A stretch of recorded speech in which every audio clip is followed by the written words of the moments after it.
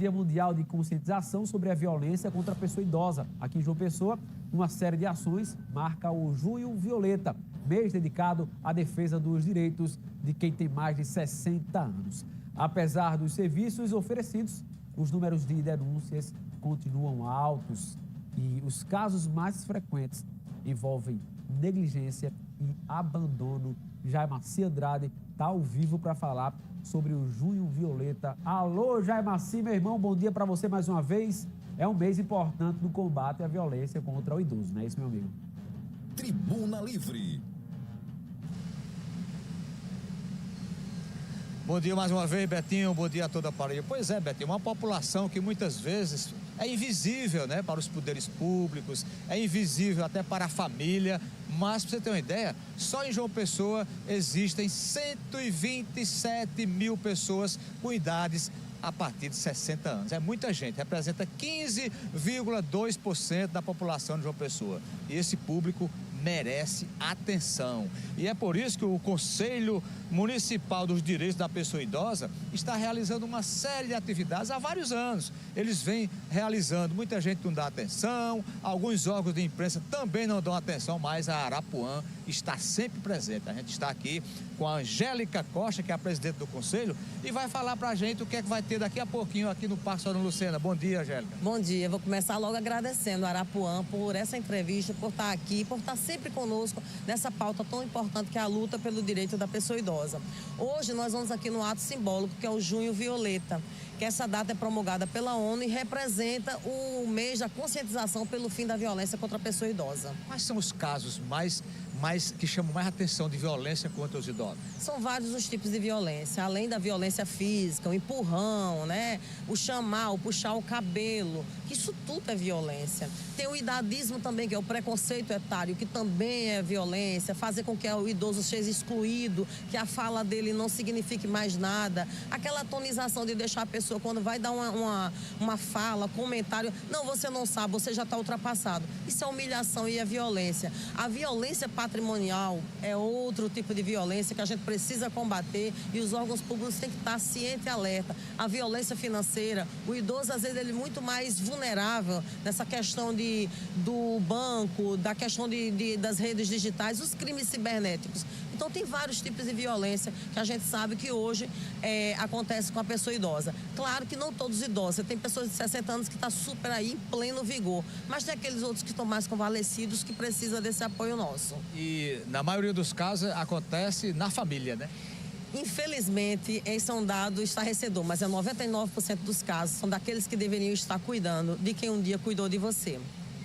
E aí, é idoso, não, ele não precisa, ele não sabe mais de nada, deixa com a gente e acabou.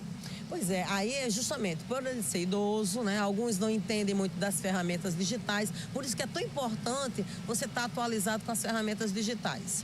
E aí pega uma pessoa da família, claro que a gente tem que sempre escolher aquela pessoa que você confia, mas às vezes com uma certa inocência, confia na pessoa que vai ser o seu algoz, que aí vai subtraindo o recurso que aquele idoso tem da aposentadoria.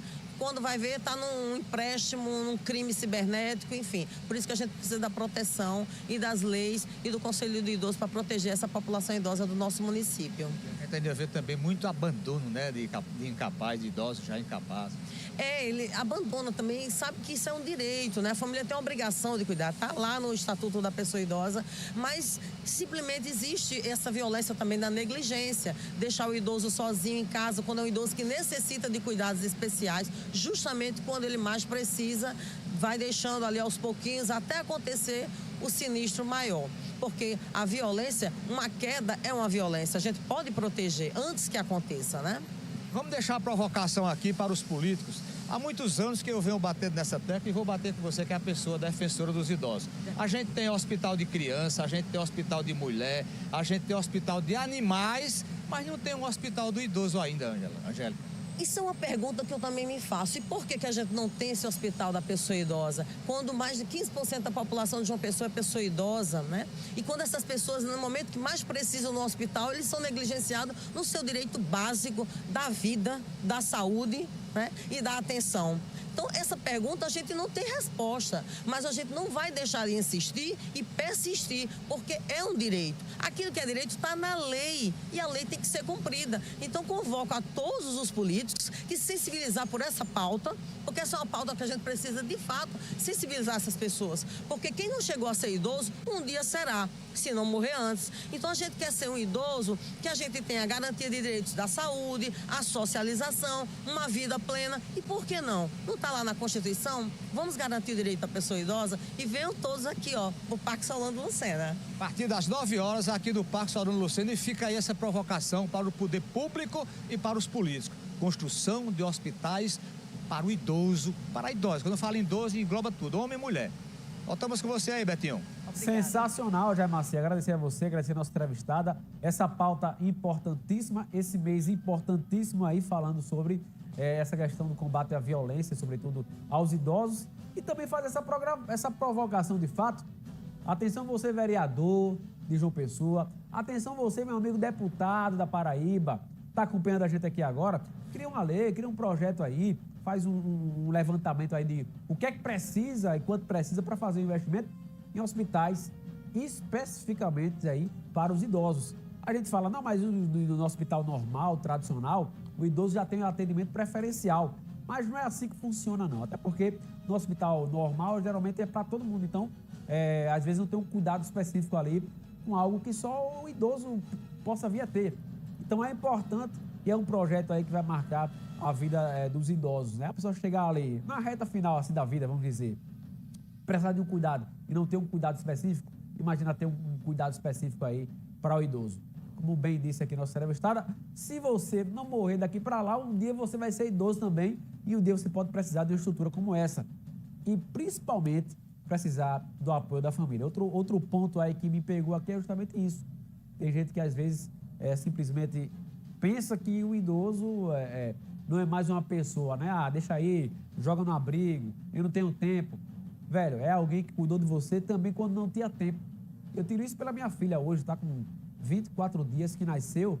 Se eu deixar ela lá sozinha lá, ela não vai fazer nada. Ela não vai comer, ela não vai tomar banho, ela não vai fazer nada. Vai morrer daquele jeito ali. Então, é a mesma coisa. Se você tem tempo para cuidar de um filho seu, você vai ter que arrumar tempo para cuidar do seu ente querido, da sua mãe, do seu pai, que fez tudo por você a vida inteira. Aí tem gente que ao invés de cuidar, o que é que faz? Começa a roubar. Diz que vai cuidar, não, eu cuido, deixa que eu cuido. Deixa lá em situação de abandono e a gente vê isso. É mais normal do que se imagina, e não deveria ser, né? Não deveria ser, mas infelizmente é mais comum isso acontecer do que a gente imagina.